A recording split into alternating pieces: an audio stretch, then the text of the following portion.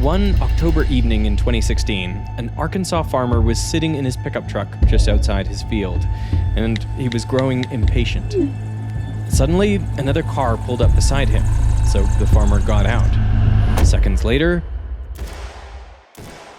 he was murdered. The farmer's name was Mike Wallace. He wasn't killed over money or land.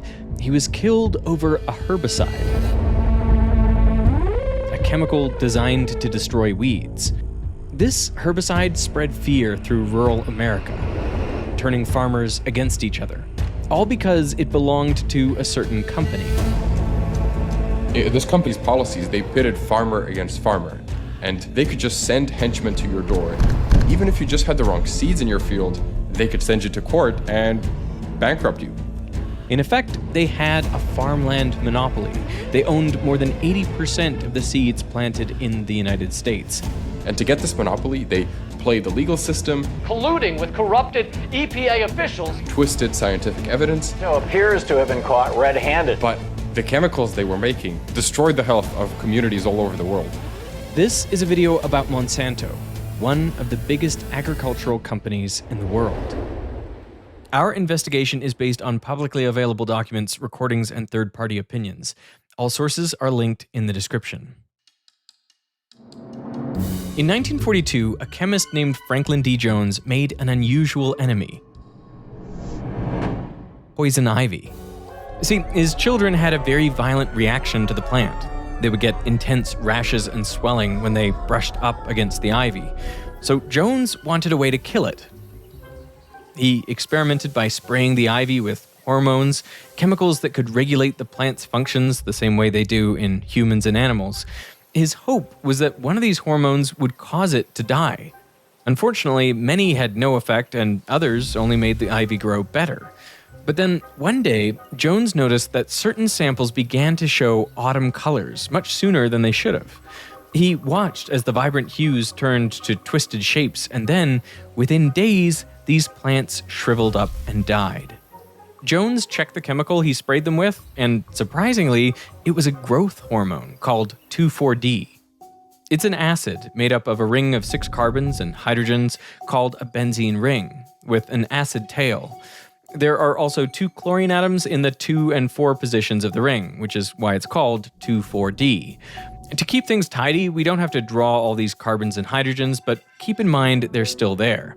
Jones realized this synthetic hormone was incredibly potent. Tiny amounts of it would still encourage the ivy to grow, but if he sprayed on a lot of it, 2,4-D would trigger such uncontrollable and unsustainable growth that the poison ivy would die in the process. So effectively, he had plant cancer in a bottle. I was just gonna say plant cancer. Right? Yeah, it's immediately where my brain went. What was even more remarkable was that it only targeted the ivy. The grass around it was barely affected, like it was resistant to 2,4-D. So over the next 2 years, Jones performed over 100 different experiments by pouring the herbicide into many different plant species. And what he figured out was that 2,4-D was really picky. It killed broad-leaved weeds like dandelions, chickweed, and poison ivy, but it virtually ignored crops. Wheat, corn, and barley were all mostly unaffected by 2,4-D because all of these are species of grass. To improve this pickiness further, Jones also tested chemicals similar to 2,4-D. He found that adding another chlorine to the benzene ring, transforming it to 2,4,5-T, left grasses even more unscathed. He was onto something huge.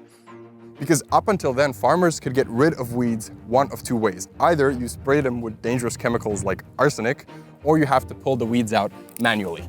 Either way, you're at a loss. But with 2,4-D and 2,4,5-T, you could spray your entire crop field, and only the weeds would die. Jones had stumbled upon the first practically viable selective herbicides, so he was quick to patent them in 1945, just as the war was ending. After the Allies' victory, the patent secrecy restrictions in most countries were lifted, and it turned out that there were other scientists, both in the US but also in the UK, who discovered these herbicides independently. Soon the world was blessed with modern miracle weed killers like Weedun and Weedabomb and Endoweed, all formulations of 2,4-D and 2,4,5-T herbicides. This man is ready to kill weeds because he's going to do it the easy way. These chemicals literally replaced the hoe in everything from farm fields to railroad tracks and sidewalks. And they are essentially what gave us that beautiful green American lawn, just grass and nothing else. Because with these herbicides, Dad knew there was no longer any excuse for a weedy lawn. By the late 1940s, the herbicide business had turned into a roughly $10 million industry, and everyone wanted in, including one of the biggest chemical companies at the time, Monsanto. One of Monsanto's main herbicide factories was in Nitro, West Virginia, where they pumped out almost a ton of 2,4,5-T a day. By 1949, Monsanto's business was booming, when all of a sudden, the plant exploded. Over 100 workers rushed out to see a dark cloud rising 40 meters above the factory. They watched as a black, stinking powder started raining down on their faces. Within hours, many of these men fell ill. First, they got headaches and nausea, but then their skin began to erupt with bumps, pustules, and acne.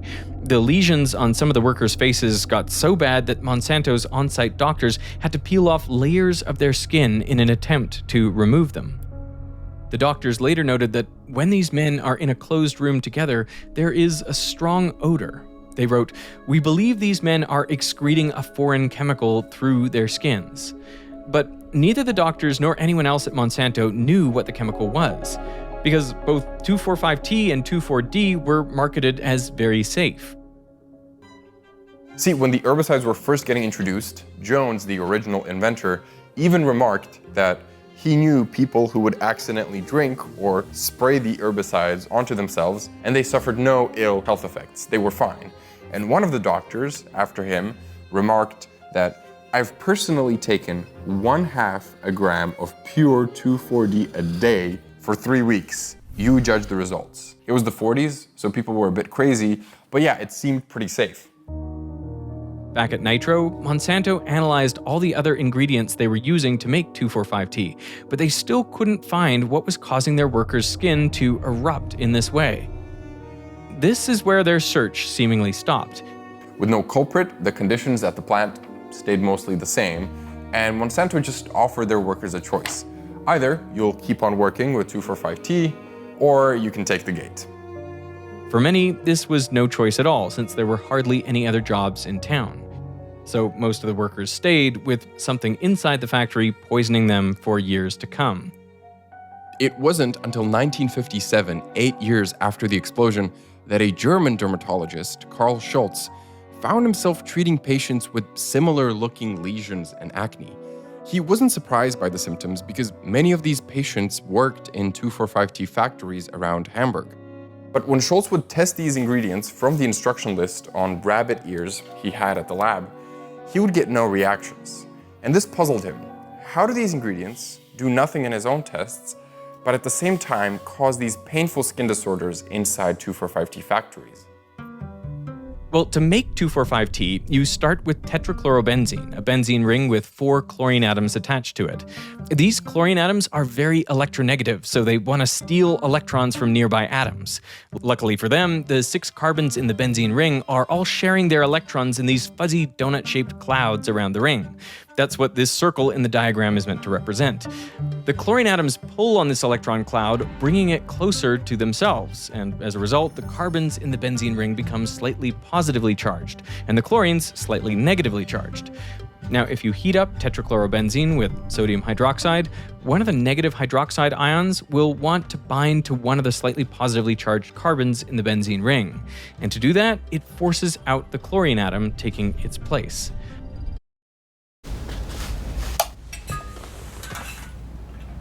भैया चोरी के बाद नया Out the chlorine atom, taking its place. This creates trichlorophenol, or TCP, a key ingredient in making the herbicide. From here, if you keep the reaction at 170 degrees Celsius, you can add a series of chemicals to grow out this oxygen tail into an acid, giving you 2,4,5-T.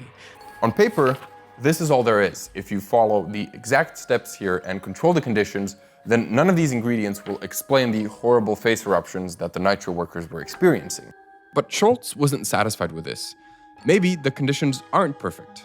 Maybe there is something in this process, some secret reaction that is contaminating the whole chemical supply. Ideally, the industrial process of transforming tetrachlorobenzene into 2,4,5-T should happen at 170 degrees Celsius, but if the temperature gets any higher, even just a few degrees higher, there is suddenly enough energy in the system for 2 molecules of TCP to fuse together. This creates a molecule commonly known as dioxin. It forms only in trace amounts, so you might expect to end up with roughly 1 or 2 molecules of dioxin for every 100,000 molecules of 2,4,5-T. It seemed too small to be a problem. Nevertheless, Schultz decided to test it. He took some TCP, this time contaminated with trace amounts of dioxin, and rubbed it into his own skin. And he got the same acne as the workers at the nitro plant. Once Schultz realized the threat here, he immediately contacted all the big chemical producers in Germany. And one of these German companies even sent letters to both Monsanto and Dow, the other big herbicide producer in the US, and they warned them that the acne-causing effects are stemming from pollution through byproducts, referring to dioxin. They even listed when exactly during the process the contamination was happening and what to do to prevent it. Yet Monsanto denied ever getting these letters, and Dow said they somehow misfiled them. Regardless, it was obvious to both companies that something in the production of 2,4,5-T was poisoning their workers. But Monsanto didn't warn the public about the danger, perhaps because the herbicides were about to make them a whole lot of money. In 1961, the president of South Vietnam was at war with the newly founded Viet Cong. This guerrilla force was set on overthrowing his rule and uniting Vietnam under a communist regime. The Viet Cong were masters of the jungle. They laid deadly traps for their enemies and ambushed them using underground tunnels. South Vietnam was losing the war, so the president faced a choice: either accept defeat in the jungle or destroy it. He reached out to his allies, the US, and asked them for help. And soon they came in flying with thousands of barrels of herbicide. This was the start of Operation Ranch Hand. The US's herbicide of choice was Agent Orange, a 50-50 split of 2,4-D and 2,4,5-T, supplied by the US's biggest chemical manufacturers. The largest supplier by volume was Monsanto. Agent Orange ravaged through South Vietnam, destroying 20% of the jungles, and civilians and soldiers on both sides got sprayed with it too, mostly by accident. The government assured them that it is not toxic to humans, animals, or drinking water, but Monsanto and Dow knew otherwise. See, during Ranch Hand, they secretly exchanged information on their herbicides, and in one of the letters, Dow acknowledged that dioxin, which had been contaminating 2,4,5-T for years, was the most toxic compound they have ever experienced, and that even trace amounts of it caused incapacitating acne. By 1965, it was obvious that both companies understood what sort of threat dioxin was. And yet, there are no records that Monsanto or Dow ever sent communication to the US government warning them about the threat. In fact, Dow's vice president reportedly said, if the government learns about this, the whole industry will suffer. As a result, the US sprayed South Vietnam with 72 million liters of Agent Orange, within which was just 80 liters of dioxin. And even though that doesn't seem like much, the damage was irreparable. Civilians and soldiers on both sides suffered from skin diseases and cancer. Children were born with physical and mental disabilities. By some estimates, as many as 3 million people suffered from the effects of Agent Orange. This outraged the public. In 1967, 5,000 scientists signed a petition to the president condemning his use of the herbicides. And Monsanto was under scrutiny too, because regulators were catching on to the dioxin contained in 2,4,5-T. The herbicide was about to be phased out, compromising their bottom line. Monsanto needed a miracle, and they needed it fast. Their idea was to replace 2,4,5-T with a safer herbicide, but after 9 years of research, they weren't getting anywhere. All of the scientists in the agricultural department referred to this new initiative as a dead area. One of the last remaining scientists on the project was John E. France, and by early 1970, he was about to give it up too. But before abandoning the project, France decided to do one final set of experiments. So he thought up 19 possible acids that could maybe work as herbicides, and decided to test them out. He prepped the first herbicide, but nothing happened. The plant was completely fine and the herbicide had no activity. Then he decided to test the second herbicide, and he applied it to a plant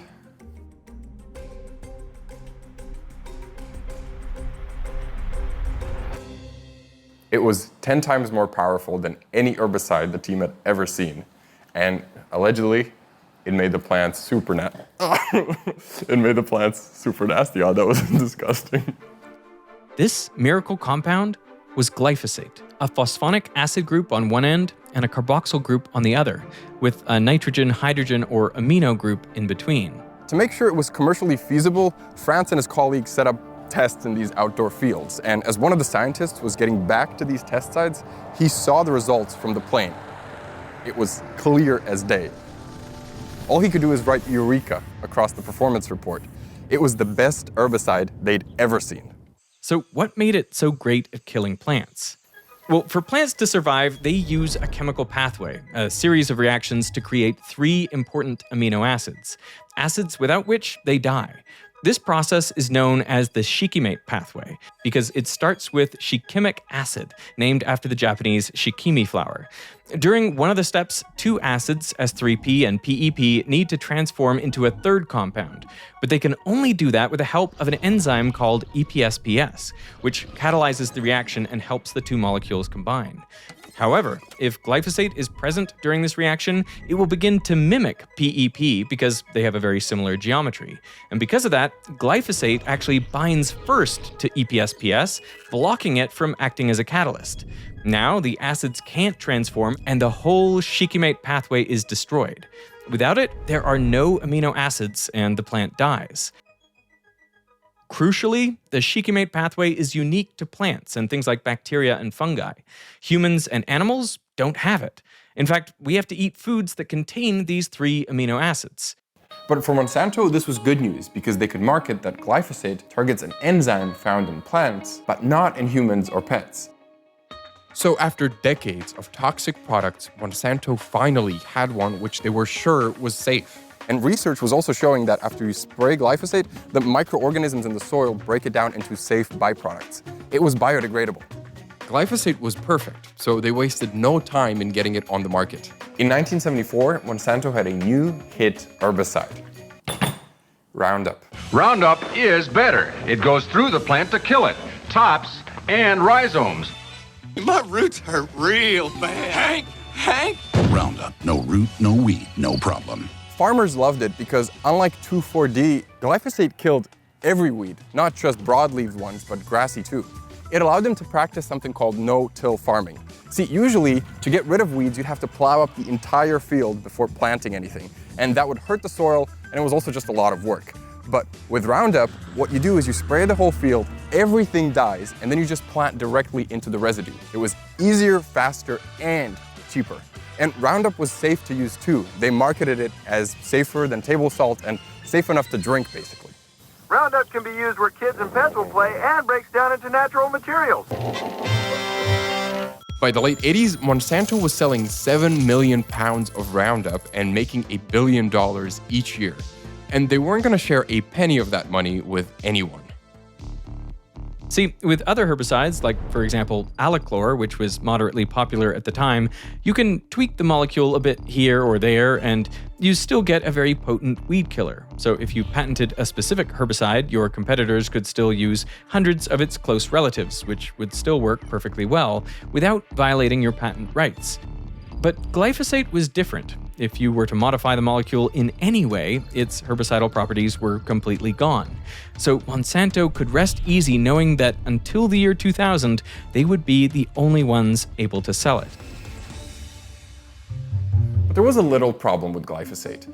See, unlike 2,4-D, which only killed broadleaved weeds, Roundup kills everything. I sprayed some of my own houseplants here, and well, you can see the results. Chances are, if it's green, Roundup is going to kill it. And this was a problem because farmers could only really spray Roundup on their field twice, either right before planting the seeds or right after a harvest.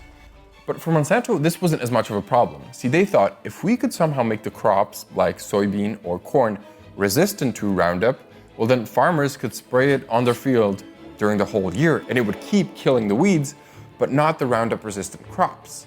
Crops which Monsanto could sell them. And as a result, they would have a complete monopoly over both the herbicide and the seed supply. Monsanto's idea was this. If glyphosate blocks the EPSPS enzyme in plants, then they could edit the plant's DNA so that the cells just create more EPSPS. If there's enough of the enzyme, then glyphosate can't block all of it, and so the plant can still survive. They tried this out on petunias, but it didn't work. The flowers would survive a tiny amount of Roundup, but a normal dose would still kill them. Monsanto was kind of stumped, and they didn't have time to rest because while glyphosate and Roundup were under their patents, a Roundup-resistant seed wasn't, and their competitors knew this. In 1985, a company called Calgene published a paper in Nature showing that they made tobacco slightly resistant to glyphosate. The paper showed promise, but more importantly, it made it clear to Monsanto that they were running out of time. The researchers were desperate, calling this patent race the Manhattan Project. And then one of the engineers had a genius idea. Monsanto had a ton of these factories where they were converting phosphate into glyphosate. And they had a lot of sludge leaching out of these factories. So if there was anything living around these factories in this sludge, there was a chance it was resistant to glyphosate. So the researchers went to one of these factories, scooped it out, and found a strain of salmonella in there, which was kind of surprising to them because salmonella usually relies on the shikimate pathway. But here it was thriving in glyphosate.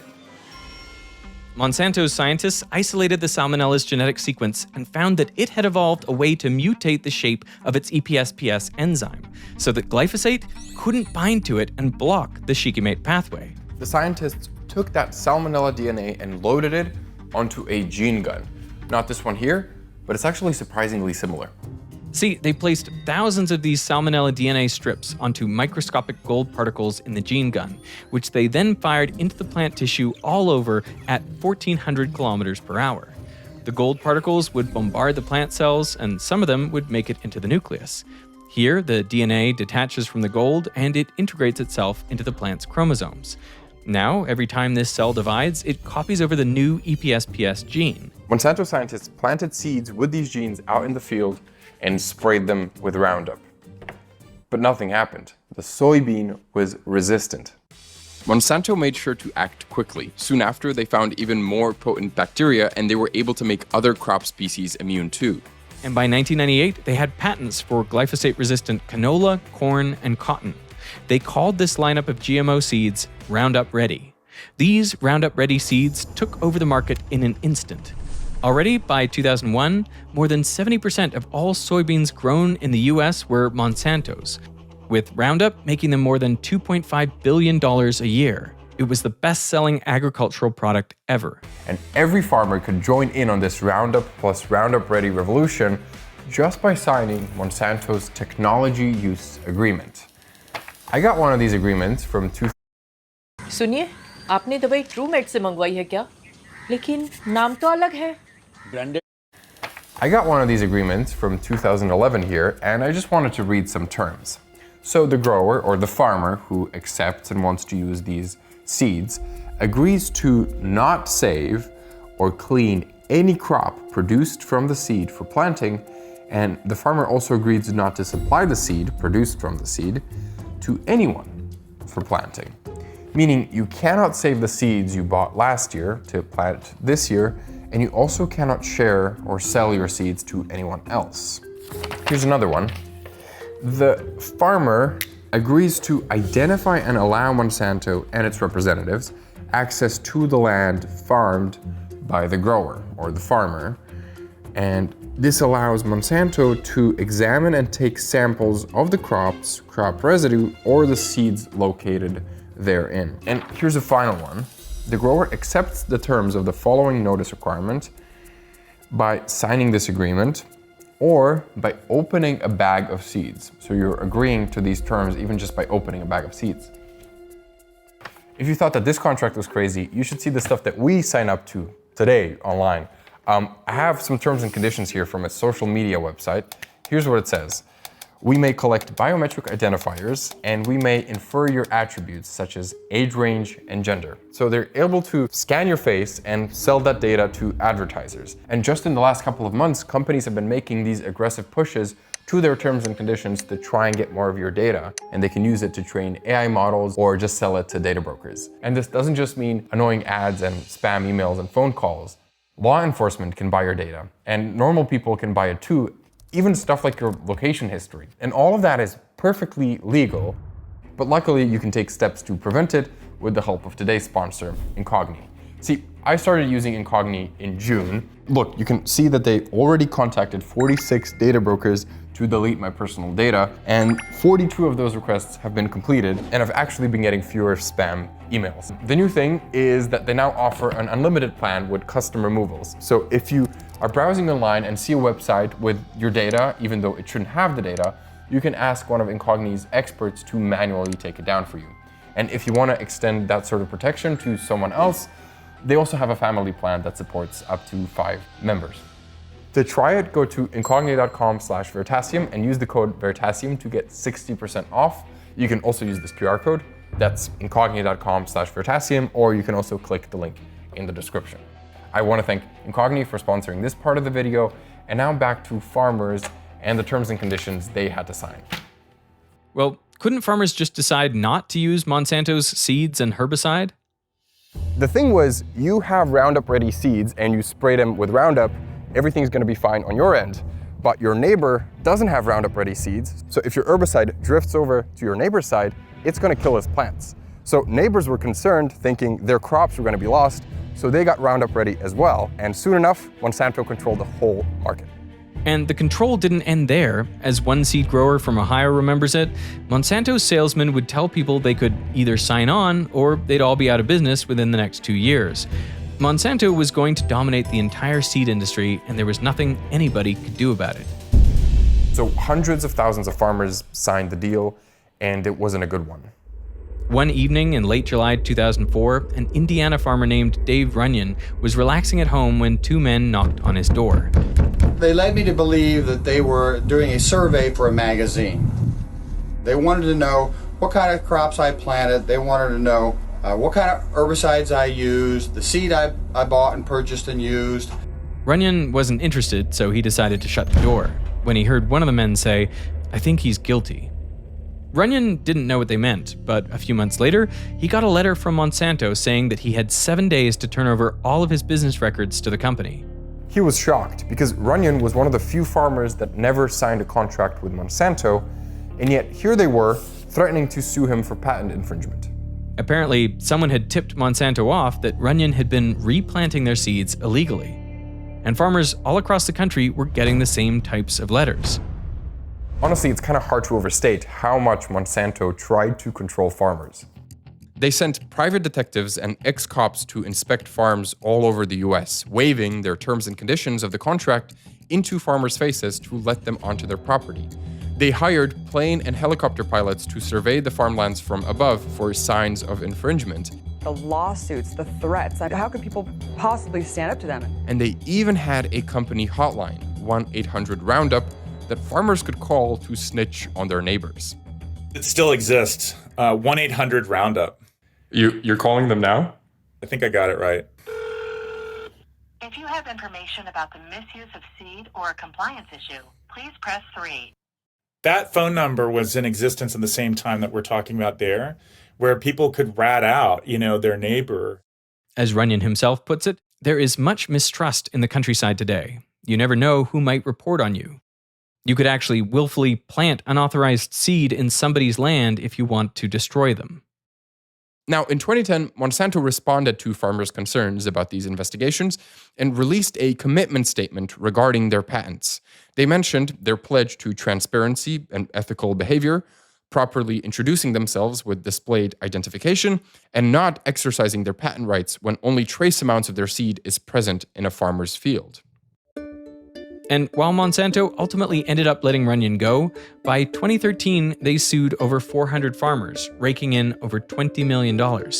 Many of these farmers went bankrupt, and countless others settled with Monsanto out of court, even if they were innocent, because they just couldn't risk the legal fees.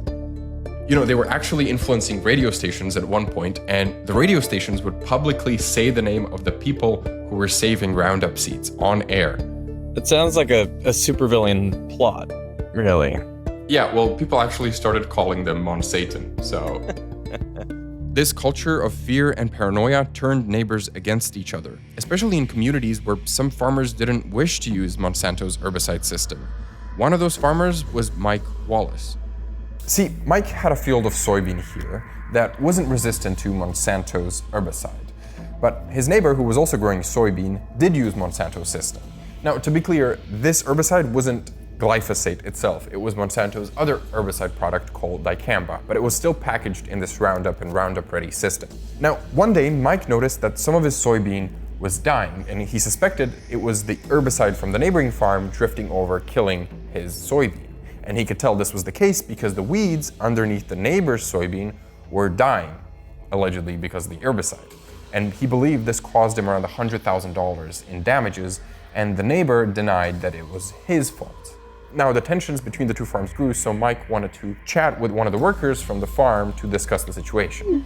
They met on a country field road near both farms, and what happened next isn't really clear. Things got sour quickly. Allegedly, Mike grabbed the worker's arm, so the worker pulled back and pulled out his gun, shooting Wallace until the gun was empty. Similar kinds of tragedies were happening all over the world.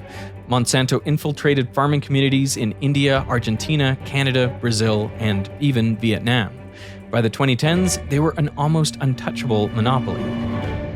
Then, out of the blue, on March 20th, 2015, an independent science panel called the International Agency for Research on Cancer, or IARC, came out with this, a paper saying glyphosate is probably carcinogenic to humans. The most popular weed killer in the world may cause cancer. IARC's classification of glyphosate as a probable carcinogen. Damage to chromosomes and DNA in human cells. This came as a shock to everyone, especially Monsanto. They don't know how IARC could reach a conclusion such as this one. See, other big health organizations like the US Environmental Protection Agency, the EPA, and even the World Health Organization, which is actually the parent organization to IARC, both claimed that glyphosate posed no carcinogenic risk to humans and animals. I think the IARC designation took the public by such huge surprise because Monsanto had really done such a good job for 40 plus years convincing the world that this stuff was safer than table salt. Monsanto was furious about this ruling, so on the same day they sent a scathing letter to the World Health Organization complaining how this classification needs to be rectified immediately. They claimed IARC chose to disregard dozens of studies and that conclusions on glyphosate must be non-biased, thorough, and based on quality science. Soon after, 5 review papers came out bashing the IARC classification and criticizing their decision. So why would IARC disagree with all the other agencies, and why would they ignore so many studies? Well, this is exactly the question California lawyer Brent Wisner wanted to answer. Wisner had been looking into Monsanto for a while now. Allegedly, Roundup was causing a decline in the bee population, so he thought he could make a case out of it. But one day, one of Wisner's colleagues told him that her cousin-in-law had been using Roundup on his farm for as long as she could remember. And then, both he and his dog developed non-Hodgkin's lymphoma, or NHL, a type of cancer targeting the lymphatic system. And he died in late 2015. He didn't stop using it until he was too weak to do anything. He didn't think there was any danger with Roundup. See, the IARC paper that came out saying glyphosate is a probable carcinogen actually pointed out that the strongest evidence was for non-Hodgkin's lymphoma. And reports of Roundup users getting diagnosed with NHL were popping up more frequently. This seemed like more than just a coincidence. Wisner thought he had a case, but Monsanto was a corporate giant he couldn't tackle alone, so he teamed up with other lawyers and also an investigative journalist who'd been reporting on Monsanto for decades. So there's a lot to write about. Spent a lot of time at Monsanto headquarters. It became pretty clear this company really doesn't care about its customers. Right. Okay. Together, this group of lawyers started a lawsuit against Monsanto, and they forced them to hand over their company documents. Monsanto had to comply, and so the lawyers got access to their internal emails, memos, and safety studies. Saying one thing publicly and saying something completely different internally, the duplicity, the deception is just, jaw-dropping, really. In 1983, Monsanto submitted a glyphosate toxicology study to the EPA to get it classified as safe. But the data was showing that mice receiving higher doses of glyphosate were developing rare kidney tumors. The EPA was obviously worried with this, and they wanted to classify glyphosate as a possible human carcinogen. So they asked Monsanto to do more studies. And Monsanto fought back against that. No, you just need to trust what we're telling you, you're reading the data wrong, et cetera, et cetera.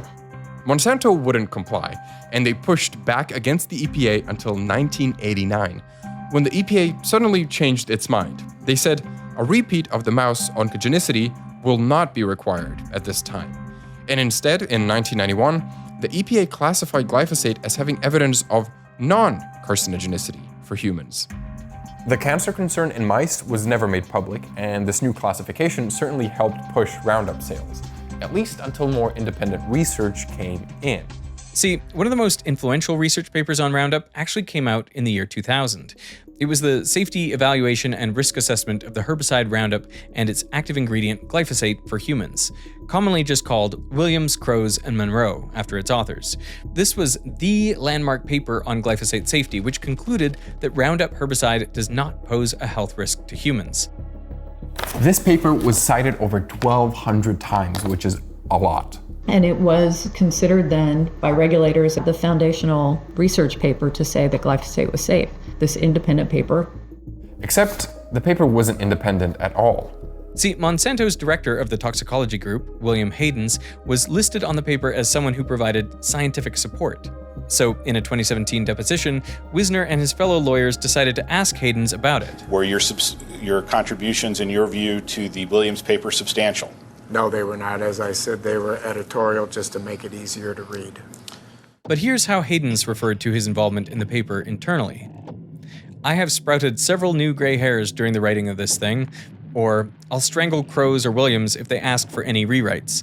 And much later, we would be keeping the cost down by us doing the writing, and they would just edit and sign their names, so to speak. Recall, that is how we handled William, Crows, and Monroe. Do you keep putting things off, even when you know they're important? You set deadlines, make to-do lists. How we handled William, Crows, and Monroe. And they celebrated when it was finally done. You see in their internal documents, they talk about how this is going to be our defense, glyphosate around the world. The patterns of Monsanto's manipulation were just popping up everywhere. They tried to change glyphosate cancer classifications at different agencies. They seemingly colluded with corrupt EPA officials to try and kill opposing research, and they ghostwrote safety studies. By mid-2017, Wisner released all of these internal documents to the public, now known as the Monsanto Papers. People were furious. Newly released docs show Monsanto executives colluding with corrupted EPA officials. Tried to influence media and science reports. Monsanto appears to have been caught red-handed. We have a paper trail that goes back to the 1980s. Stakes for Monsanto are extremely high. Soon, lawyers were overwhelmed with calls from cancer patients who used Roundup and got diagnosed with NHL. They wished to be included in the lawsuit. By the end of the year, more than 3,000 victims had signed onto the case. But Monsanto tried to do everything to dismantle these carcinogen claims. You remember the 5 independent papers that came out bashing the IARC decision to call glyphosate a probable carcinogen?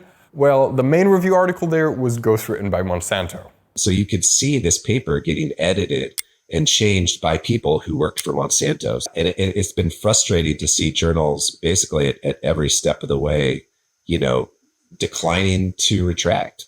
That paper is still online today, and Monsanto went all the way to discredit anyone who was opposing their view with something called their let nothing go strategy. Let nothing go was essentially like, let nothing go. Somebody tweets online, Roundup causes cancer. You don't let that go. Like, you have an onslaught of people responding to that. They had whole training operations where they would bring in nutritionists and academics and other people to train them, like, what to say and how to say it. I do not believe that glyphosate in Argentina is causing increases in cancer. You can drink a whole quart of it and it won't hurt you. You want to drink some? We have some here. I'd be happy to, actually, but not really. But not really. I know it wouldn't hurt me. If you say so, I have some glyphosate. No, I'm not stupid. But they very much became an army that Monsanto could deploy when a news article came out, for instance. Are we gonna get some comments like under this video that that are actually written by Monsanto? I wouldn't be surprised. But all of the confusion Monsanto tried to create around glyphosate wasn't enough. By the summer of 2018, the truth was out and over 11,000 plaintiffs filed lawsuits against Monsanto. This was going to destroy them. But unfortunately, Monsanto had an escape plan. Just as the first lawsuit against them was starting, they signed an acquisition deal with German chemical giant Bayer. Monsanto cashed in, the executives rode off into the sunset, and Bayer was left holding the bag. Why would Bayer buy Monsanto? If it's so obvious that they have, hundreds of thousands of plaintiffs waiting for a verdict, why would a company do something like that? Well, I think that's right. The big question that the investors are asking or have asked, why in God's name did you do this? Like, why did you do this? I think it was Wall Street Journal that had a headline, worst acquisition in history or something like that. Bayer's stock tanked immediately after the acquisition, and things only got worse for them. A few months later, the first case against the Monsanto-Bayer company went to trial. The plaintiff was Dwayne Lee Johnson, who had developed non-Hodgkin lymphoma after accidentally getting doused with Roundup at work. The jury, faced with evidence from the Monsanto papers, sided with Johnson, awarding him $289 million in damages, and Bayer had to pay up. By 2025, Bayer had to settle more than 100,000 cancer lawsuits for the damages caused by Monsanto's Roundup, amounting to over $10 billion in settlements. Monsanto, which is now owned by Germany's Bayer, denies any wrongdoing. And they don't accept that Roundup could have caused the plaintiff's cancer. So after all this publicity and scandal, how dangerous is Roundup really? My question has always been, if it doesn't cause cancer and it's not dangerous and there's no real risk to human health, why in God's name would Monsanto have to spend millions and millions and millions of dollars to create ghost-written studies and hire PR companies to ghostwrite articles online? And why would you have to engage in so much deception if you truly had a safe product, right? Well, according to IARC, one of the biggest concerns with glyphosate is genotoxicity. Some studies have shown that if you get overexposed to glyphosate, like many farmers would, then the chemical might substantially damage the DNA in your cells, which is a common mechanism of action for many carcinogens. And other studies have actually pointed to the shikimate pathway. Again, we don't use it, but the bacteria in our gut do. So if you ingest trace amounts of glyphosate, for example, through your food, it could disrupt your gut's microbiome. If you can disrupt the enzyme in the microflora in your gut, the EPSP enzyme, the synthase, it could have all sorts of effects. Now, IARC never specified at what dose glyphosate actually becomes dangerous, just that overall glyphosate is a probable carcinogen. And to put it into context, the other things in the same classification category are eating red meat or high temperature frying or pulling a night shift. But these are lower than the number one category, which is a certain carcinogen. And here, of course, you have alcohol and tobacco and sunlight.